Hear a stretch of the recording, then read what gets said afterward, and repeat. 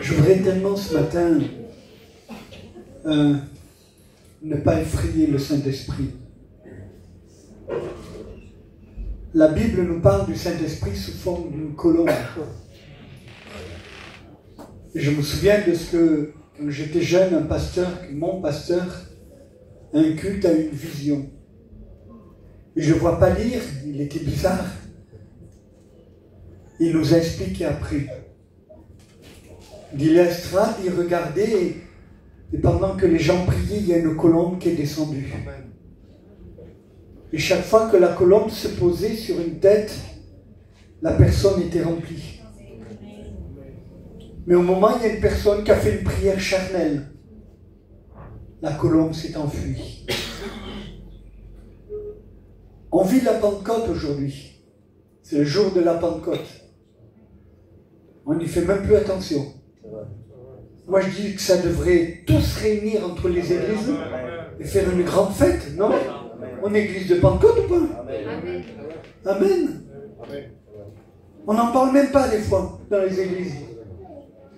Vous savez que normalement c'est le même temps, en même temps, à peu près à la même époque, que Moïse reçoit les 10 commandements sur le mont Sinaï, et que des années après, la Pentecôte est descendue dans la chambre haute. Amen. Amen. Gloire à Dieu. Amen. La parole était annoncée et après l'Esprit est venu confirmer la parole. Amen. Je vais vous parler ce matin d'un sujet qui m'est toujours à cœur depuis des années. C'est du lieu secret. Amen. Waouh.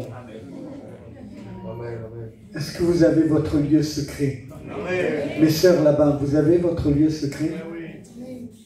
Mes frères, mes sœurs, est-ce que nous avons notre lieu secret? Amen. Et je crois que c'est important. Je voudrais vous lire un texte que j'ai découvert il n'y a pas très longtemps. Vous savez, ça fait des années que je lis la Bible et je découvre encore. Amen. Dans Luc au chapitre 2 au verset 25. Qui c'est qui a sa Bible aujourd'hui? Levez votre Bible. Il y en a qui ont la Bible. Waouh! Qui c'est qui a son téléphone? Ah. Je vous ai eu, hein? Mais vous avez la Bible sur le téléphone, alors je dis rien. Amen.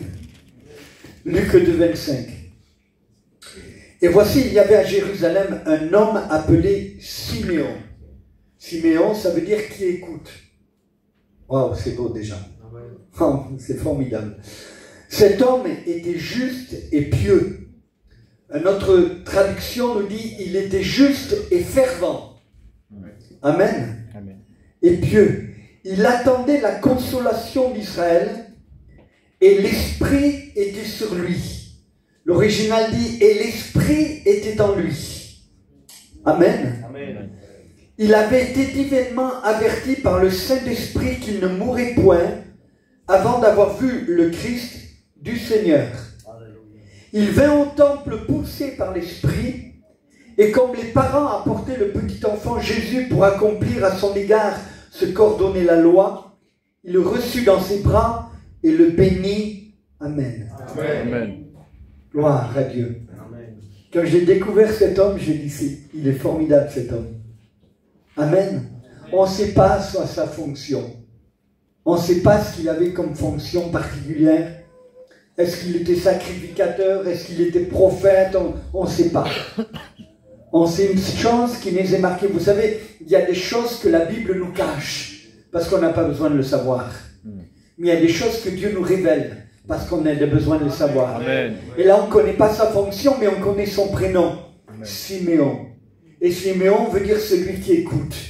Et la Bible nous dit qu'il était juste, c'est-à-dire qu'il accomplissait la parole de Dieu, amen, les lois de son temps, mais ici aussi il était pieux, il était fervent, amen. Il avait un lieu secret, il vivait dans le lieu secret, et le Saint-Esprit était en lui. Vous savez, je crois que quand on a perdu l'Esprit, on a tout perdu. David disait après sa faute, Seigneur, ne me retire pas ton Esprit Saint. Et nous voyons que là, cet homme était juste et pieux, et la Bible nous dit qu'il a été divinement averti qu'il ne mourrait pas avant d'avoir vu Jésus. Moi, je ne veux pas partir avant d'avoir vu Jésus revenir. Amen. Amen. Il a été divinement averti, béni soit Dieu. Comme quoi le Saint-Esprit est capable de nous avertir sur les choses qui vont se passer. La Bible nous dit qu'il viendra comme un voleur, mais comme un voleur pour les païens, pas pour les chrétiens. Pour les chrétiens, l'Esprit nous avertit. Et la Bible dit dans l'Apocalypse, l'Esprit et l'épouse disent, viens. Amen. Nous attendons Jésus. Amen. Parce qu'il y a quelque chose, je ne sais pas moi, il y a quelque chose en nous qu'on ne sait pas expliquer, les frères, c'est vrai, hein, qui nous atteste que réellement Jésus revient bientôt. Amen. Paul disait déjà, il parlait du retour du Seigneur. Amen. Et la Bible nous dit qu'il a été divinement averti. Je prie d'être toujours averti par le Seigneur. Amen. J'ai cette soif, non pas de rester dans l'ignorance, non pas d'avoir une connaissance à 3 étages, mais simplement d'être averti par le Seigneur. Amen. Et la Bible nous dit, poussé par l'Esprit, non seulement il est averti, mais il est poussé par l'Esprit. Combien nous vivons selon la chair des fois? Combien il n'y a pas ce sentiment, cette action de Dieu qui nous pousse? Mais des fois là, ça nous arrive, on est poussé à aller voir, ça vous est pas arrivé, vous êtes poussé à aller voir une sœur. Je ne sais pas ce qui vous a conduit, mais vous vous sentez poussé, vous savez, il y a une force qui vous pousse. Et c'est ça l'esprit, amen. C'est ça être rempli de l'esprit. C'est pas simplement parler en langue. Parce que des fois, dans le parler en langue, j'ai des doutes. Pardon, hein. Mais le vrai, c'est être conduit, c'est être poussé. Et là, il est poussé par l'esprit. Il ne sait pas pourquoi, ce matin-là, il a fallu qu'il aille au temple. Et quand il rentre au temple, c'est du hasard, non? Non, avec Dieu, il n'y a pas de hasard. Quand il rentre au temple, Marie et Joseph rentrent avec Jésus dans les bras.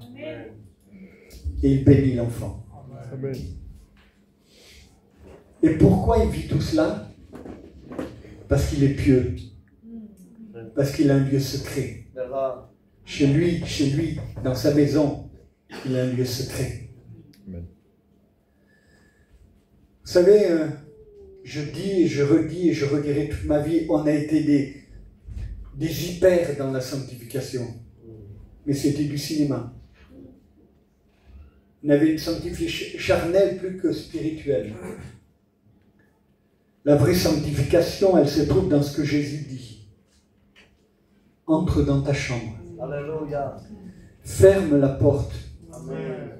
Parce que ton Père, qui se tient dans le lieu secret, ne le cherchez pas ailleurs. Ne le cherchez pas ailleurs. Il est dans le lieu secret. Il te voit et il te le rendra. Amen. J'ai soif d'avoir mon lieu secret. Amen. Mais le diable le sait. Il ne me lâchera pas. Il fera tout pour m'empêcher de m'enfermer dans mon lieu secret. C'est pas agréable de se retirer dans le secret. C'est pas évident. Des fois on croit que Seigneur, ça va, il y a une explosion, et on voit des fois que non, il n'y a rien, c'est sec. Mais le principal, c'est d'y être. Amen. Le principal, c'est d'y être.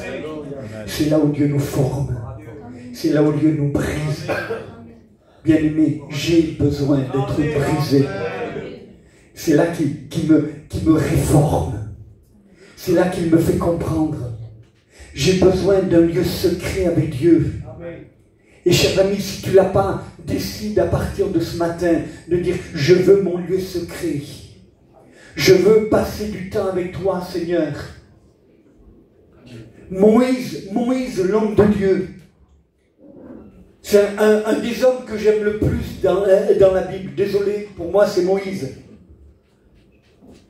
Il dit, viens avec le peuple, viens avec les anciens d'Israël, et viens avec Aaron, viens, et puis arrête-toi au milieu de la montagne.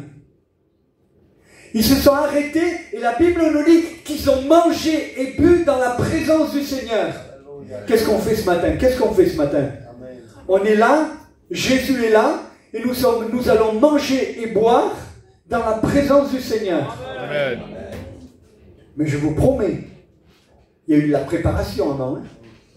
Oh, amen. Ils ne sont pas montés comme ça. Allez, j'y vais. On va au culte des fois sans se préparer. Et là, chers amis, ils sont dans la présence de Dieu. Et à un moment, j'aime ça, il dit à Moïse, monte plus haut. Si vous rentrez dans le lieu secret habituellement, vous monterez plus haut. Amen. Votre vie spirituelle va grandir. Amen. Votre vie spirituelle va prendre une dimension qui est beaucoup plus forte et puissante. Dieu t'appelle à monter plus haut. Amen. Et vous savez ce qu'il lui dit? Attends. Il lui dit, attends là. Seigneur, tu m'as dit de monter, je suis là moi. Je me régalais, moi je suis là, je suis avec toi. Mais... Non, attends. Nous, on voudrait comme au McDo, tout de suite. Non? On voudrait que Dieu nous bénisse. C'est une tirelire le Seigneur. Hein? Bénis-moi, visite-moi, touche-moi, remplis-moi. Il ne m'a pas répondu. Bon, je m'en vais. Non, attends. Un jour. 2 jours. 3 jours. Sans que Dieu lui parle. 4 jours. 5 jours. C'est long, hein? Jour et nuit. Sur la montagne sans que Dieu se manifeste. 6 jours. Le 7e jour, lui dit, viens et monte. Alléluia. Que je l'aime, Seigneur, mon Père Jésus. Alléluia. On a besoin de ça, bien-aimés. Soyons, laissons-nous. Les temps de Dieu ne sont pas les nôtres. Un jour, il y a un homme qui avait décidé de s'enfermer, je la raconte souvent cette histoire, il avait décidé, un serviteur de Dieu, de s'enfermer dans le jeûne, dans la prière, parce qu'il voulait trouver Dieu. Il s'enferme dans son bureau, et puis il commence à prier, mais il sent la nourriture que sa femme fait pour les enfants, qui passe par la porte. Donc il n'en peut plus, il sort, il va manger. Il essaye 2 fois, et 2 fois c'est pareil, au bout de la fin de le soir, il n'en peut plus, il va manger. Puis un soir, il dit à sa femme, enferme-moi là, et là, je ne bouge pas tant que je ne t'ai pas frappé, tu ne m'ouvres pas. Elle enferme et commence à prier. Il prie 2 heures, au bout de 2 heures, il est plus sec que n'importe quoi. Il n'en peut plus. Jusqu'à se poser la question, à quoi ça sert? Il s'assoit sur son fauteuil, il est découragé. Il est vidé. Il ne dit plus rien, il reste sur son fauteuil. Et il ne bouge pas. Au bout de quelques temps, je ne sais plus le temps, je ne me rappelle plus, Dieu lui parle. Il lui dit, enfin tu as fini de parler, et moi je peux te parler. Est-ce que nous sommes prêts à nous taire? Amen. Pour le laisser parler.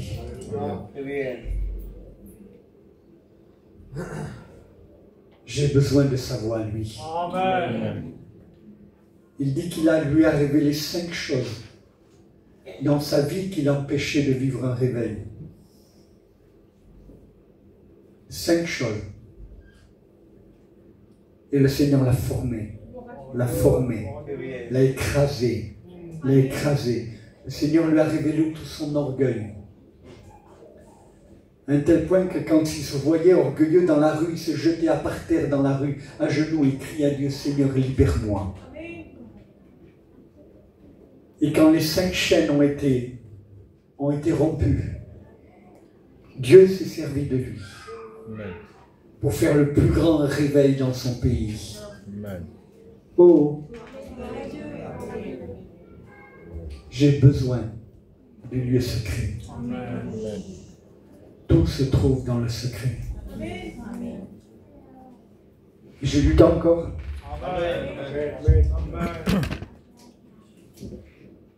Élie, le sacrificateur, pas le prophète. Élie, le sacrificateur, était à Shilo. C'était là où pendant 400 ans presque, le tabernacle est resté. Il était là à Shilo et c'était lui qui normalement servait l'Éternel en tant que sacrificateur. Mais avec le temps, il avait laissé faire ses enfants ce qu'il voulait. Et ses enfants ont commencé à pécher devant l'Éternel, à faire des choses horribles. Et il n'a rien dit. Ses enfants volaient les offrandes, la viande qui était sanctifiée, qui était préparée normalement pour l'Éternel. Eux, ils le volaient, ils le mangeaient. Ils en donnaient à leur père.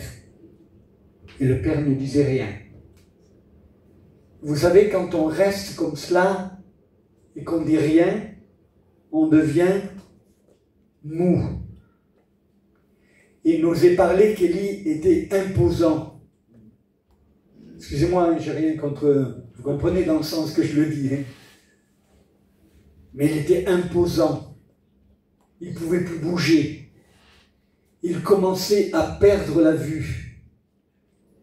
Quand tu vis dans la chair, tu perds la vue spirituelle. Quand tu vis dans la chair, tu perds réellement l'énergie que Dieu veut te donner. Quand tu vis dans la chair, tu n'entends même plus la voix de Dieu. Mais Dieu s'était choisi déjà un autre sacrificateur qui s'appelait Samuel. Et Dieu parle à Samuel. Samuel. Samuel. Oh, que j'aime, Seigneur mon Père. T'aimerais pas qu'il t'appelle par ton nom? Amen. Ma soeur, t'aimerais pas qu'il t'appelle par ton nom? Amen. Dieu n'est pas un distributeur de bénédictions. Arrête-toi avec ça. Des fois, il nous fait passer. Vous croyez que le jour où, en mission, je tombe et enfin presque tombé et que je sens une douleur là, vous croyez que je comprenais ce qui m'arrivait? Quand on m'a annoncé qu'on devait me faire des pontages, 4 pontages, vous croyez que j'ai compris ce qui m'arrivait? Quand je me suis retrouvé à des kilomètres loin de ma famille, moi à Toulouse et ma famille à Lyon, loin d'eux, vous comprenez? Est-ce que je comprenais ce qui m'arrivait? Le malheur atteint souvent le juste, mais l'Éternel en délivre toujours. Mais le malheur atteint quand même le juste. On croit que parce qu'on est chrétien, on est hors d'eux. Non, non, on est comme tout le monde.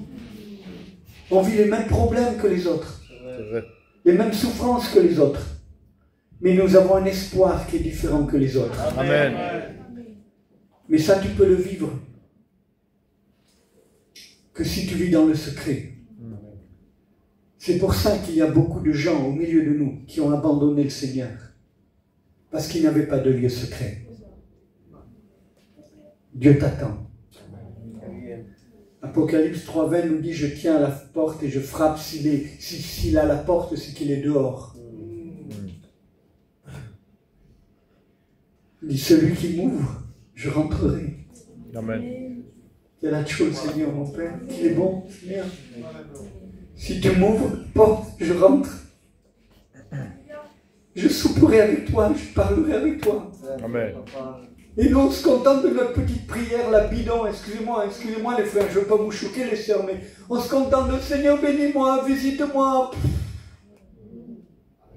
Quand on vient au culte, que ça doit être un temps d'adoration et de louange, on n'entend que des jérémiades. Je suis offusqué dans des cultes, on n'entend que des gens qui pleurent. Seigneur, mon Père, tu ne m'as pas béni et tout. Non, c'est de la louange qu'il faut. C'est de l'adoration qu'il faut. Même si tu n'en peux plus, même si tu es malade, même si tu vas mourir, c'est de l'adoration qu'il faut. Amen. Le culte, c'est un culte d'adoration, sinon viens pas. Si c'est pas pour l'adorer, viens pas. Le culte, c'est réservé pour l'adoration. pour que Dieu soit élevé. Mais vous pourrez être puissant dans l'adoration que si déjà vous l'adorez dans votre lieu secret. Amen. Mais j'ai besoin de cela. Si j'oublie de m'enfermer dans mon lieu secret, moi, Dominique, je deviens charnel. Amen. Ils disent Amen en plus. Ils me défoncent encore plus. Non, j'ai rigolé. Mais vous comprenez? Si je perds du temps et que je ne m'enferme pas dans mon lieu secret, c'est pas possible. Samuel. Mais il ne comprend pas le gamin. Il n'a jamais entendu la voix de Dieu. Alors il va vers Élie et il dit qu'est-ce que tu m'as appelé? Non, je ne suis pas appelé. Il ne sait même plus reconnaître la voix de Dieu. Dieu parle dans le tabernacle et il n'entend même pas. Déjà, la sacrificature lui est enlevée. Elle est déjà transmise à Samuel. Le plan de Dieu est fait. Et il ne peut pas revenir en arrière. C'est impossible. Quand Dieu fait un décret, quand Dieu décide, qu'est-ce qui est long pour s'élever? Amen. Amen. Va te recoucher. Il se recouche. Mais lui, entend le mot de Dieu. Samuel, aussitôt, il se réveille. C'est un enfant pour le réveiller. Essaye de réveiller un enfant quand il dort, lui. Quand il dort. Et si c'est un ado, il dort jusqu'à midi. Il faut un tracteur pour l'enlever. Samuel. Et là, Élie comprend. Il lui dit, quand tu vas entendre la voix, dis parle, ton serviteur écoute. Je voudrais que ce matin, on puisse dire dans notre cœur, ce matin, ma plus belle louange que je veux te faire, c'est parle, ton serviteur est à l'écoute. Ta servante est à l'écoute. J'en ai marre d'entendre des prédications sur YouTube, tout ça. Je veux entendre ta voix. Amen. Je veux entendre ta voix au travers du pasteur. Je veux entendre ta voix. Je veux entendre ta voix pour moi-même, même pour moi. Dieu m'a révélé des choses que je ne dirai jamais à ma femme, jamais à ma famille, jamais à qui que ce soit. C'est personnel, c'est entre moi et Dieu. Amen. Bien-aimés, je voudrais vous rendre jaloux.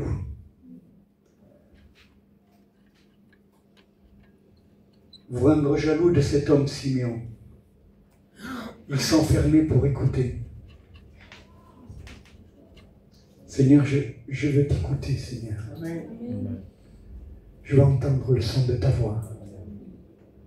Amen. La Sunamite disait, dans le Cantique des Cantiques, mon bien-aimé est à la porte. Il est en train de passer sa main sur le verrou parce qu'il veut ouvrir, il frappe. Mais j'ai pas envie de me lever. Parce que je me suis baigné, parce que mes pieds sont propres et je ne veux pas me lever, maintenant c'est fini. Mais d'un côté, elle réalise sa folie, elle se lève, elle ouvre, mais son bien-aimé est parti. Alors elle court, elle dit, fille de Jérusalem, est-ce que vous avez trouvé mon bien-aimé? Où il est? Je veux le retrouver. Combien de fois Dieu a voulu nous parler? Et nous étions assis sur notre canapé, peut-être devant notre télé. J'ai rien contre la télé. Mais des fois, il y a des moments qu'il faut mettre de côté pour se séparer dans le l'esprit. Lève-toi de bonne heure, si tu le peux. Je sais qu'on est une équipe de frères depuis le mois d'octobre. Depuis qu'il s'est passé ça en Israël, le 7 octobre, on sent qu'il va se passer quelque chose dans le monde. Parce que celui qui touche au peuple élu. Bon, je ne fais pas de la politique, il se passe ce qui se passe et je ne m'en mêle pas de ça. Mais plusieurs de mon église, oui, se lèvent à 6 heures du matin, tous les matins, pour passer du temps avec Dieu, pour entendre sa voix. Et après, ils vont se taper 9 heures de boulot. Ils rentrent le soir. Ils m'appellent. Ils disent, où c'est qu'on va faire une réunion? On a soif d'entendre la voix de Dieu. Je veux vous rendre jaloux. Il n'y a pas de réveil sans s'enfermer. Il n'y a pas de réveil si nous ne passons pas là. Nous allons vivre de temps en temps comme 3 baptêmes, 2 baptêmes, 1 baptême. Montpellier, il y avait 10 baptêmes, mais ils sont plusieurs. Il y a 14 églises, non? Ou 17, je ne sais plus. Il y en a pas mal. Mais quoi, 10 baptêmes pour 17 églises? C'est quoi? C'est ça le réveil? Oh. On veut vivre la gloire de Dieu. J'en ai marre de me contenter de peu. Je veux beaucoup. J'en ai marre de me contenter de petits là, qu'il agite juste, vous savez, il agite l'eau pour qu'on soit béni. Non, non, je veux que réellement il vienne dans son église. Amen. Qu'il commence à la préparer. Gloire à Dieu. Qu'il commence à la parer. Parce qu'il vient chercher l'église pure, sans tache. Ça, tout le monde le comprend, sans ride. Qu'est-ce que ça veut dire une église sans ride? Vous savez pas ce que ça veut dire une église sans ride? C'est une église qui n'a pas vieilli. Malheureusement, nos églises, elles ont vieilli. Elles sont âgées. Je ne parle pas de l'âge, je parle de la dynamisme. Je parle de la force, de la ferveur. Je me souviens, mais quand je suis converti, ça fait des années, mais les réunions de prière, on les faisait à genoux. Frère, on les faisait à genoux et on cherchait Dieu. Il n'y avait pas de message, il n'y avait pas de cantine. On passait 1h30 devant Dieu à chercher Dieu. Amen. Ce que j'ai contre toi. À cette église, il parle. Ce que j'ai contre toi, c'est que tu as abandonné ton premier amour. Tu te souviens comment tu étais quand tu t'es converti? On ne pouvait pas te tenir, Seigneur. Tu témoignais partout, tu parlais partout, à la boulangère, au bouchon, machin, un truc à la femme que tu rencontrais dans la rue. Partout tu témoignais. Mais avec le temps, oui, le zèle. Je veux pouvoir dire comme Jésus, le zèle de ta maison me dévore. Amen. Bien, dans le secret, on apprend. Vous savez, quand je vais en Roumanie, et je termine par là, j'emmène souvent les jeunes avec moi voir un potier. Un potier, c'est un homme qui prend de la glaise, il la met sur le tour et il commence à former un vase. Mais vous n'avez pas remarqué qu'il forme toujours le vase par le bas, parce qu'il est profond. Et nous, si on veut être un vase de Dieu, il faut qu'il commence à travailler à l'intérieur. Amen. Qu'il nous brise à l'intérieur. Qu'il nous casse. Excusez-moi, vous permettez que je dise ce que je pense? Amen. On est des orgueilleux. Amen. On a tellement d'orgueil. On se vexe pour rien. Les chrétiens sont devenus susceptibles. Les plus grandes divisions et les plus grandes guerres se trouvent parmi les églises, entre frères. Ce que est l'Éternel, Proverbe 6, c'est les disputes entre frères. Ce que est l'Éternel, c'est les querelles entre frères. Amen.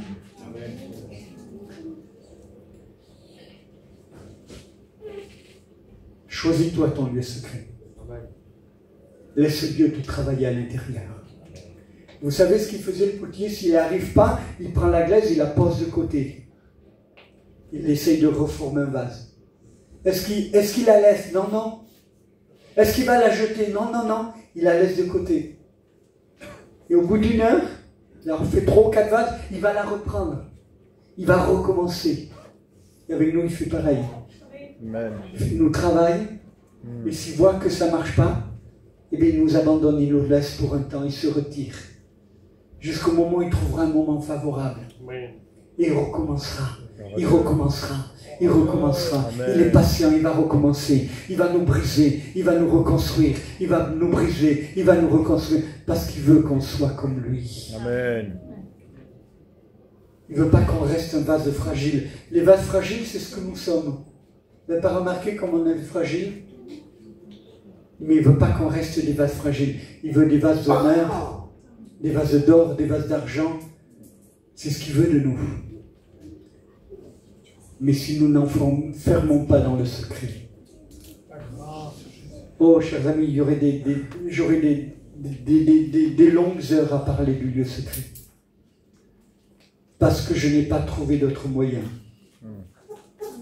Je n'ai pas trouvé d'autre solution. Je sais que c'est le besoin pour l'Église d'aujourd'hui. De s'enfermer dans le secret. Amen.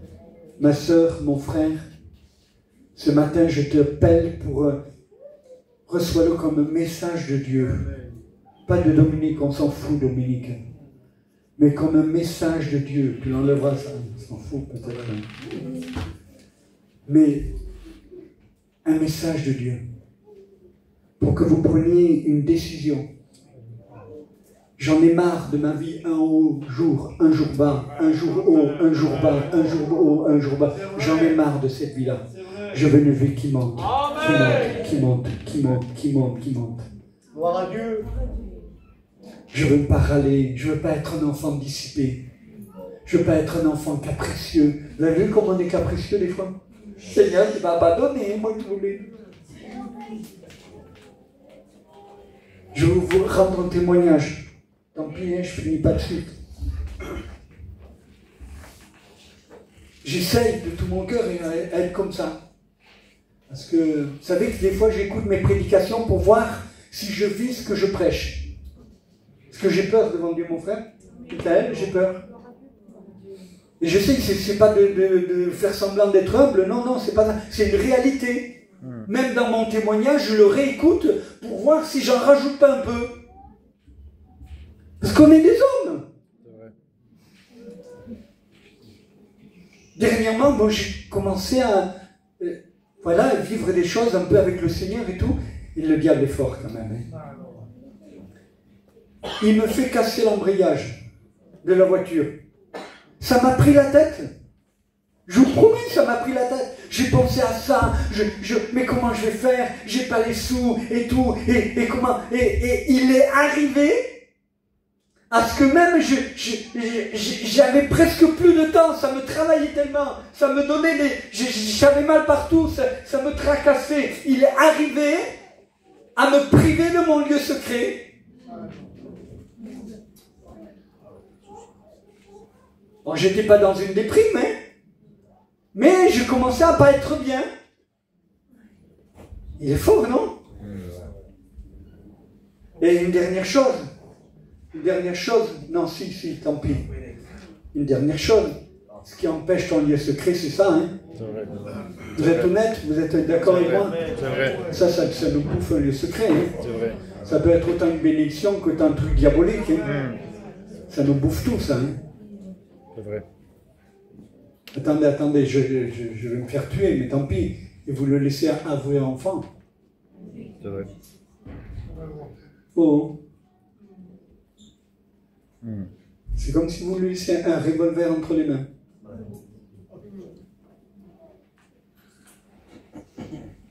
Je suis arrivé dans des cultes, dans des réunions, pendant que nous on louait le Seigneur, il y avait 3 enfants qui étaient là, qui jouaient à des trucs de guerre, avec du sang et tout. Et nous, on louait le Seigneur. Je dis, Seigneur, je peux pas, Seigneur. Moi, c'est possible. Oh, pauvrette, le petit, pauvrette. Mais si tu finis mal, tu ne viendras pas dire pauvrette. Vrai ou faux? C'est vrai. Mais tu sais comment tu peux gagner ton fils, ta fille, tes parents? C'est dans le lieu secret. Il n'y a pas d'autre moyen. Tu peux être le plus gentil. Arrête de l'assommer à coups de versets bibliques, ça ne sert à rien. Ça ne sert à rien.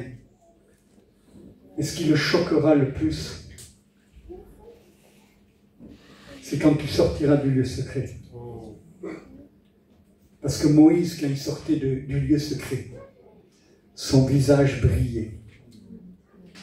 Amen. Il brillait tellement qu'il était obligé de se mettre un voile. Tellement il y avait de la puissance dans son visage. Et c'est ça qui convertira ton mari. C'est ça qui convertira ta femme. C'est ça. Amen. Amen. J'ai vu des gens se mettre à part pour jeûner ou pour chercher Dieu et sortir irrités.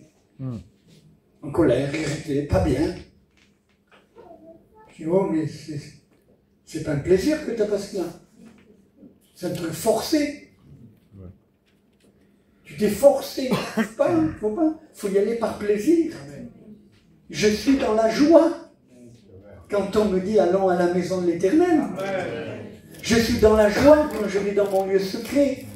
Il me tarde d'aller dans mon lieu secret. Il me tarde le matin de me séparer, d'arrêter avec les choses du monde, de laisser mon portable s'il faut, mais de rentrer dans le secret avec Dieu. Même si je dis rien, même si j'ai aucune prière, même si j'ai envie de rien, mais je suis là. C'est vrai.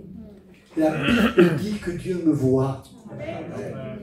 Parce qu'il est déjà là, dans le lieu secret. Seigneur, nous te bénissons.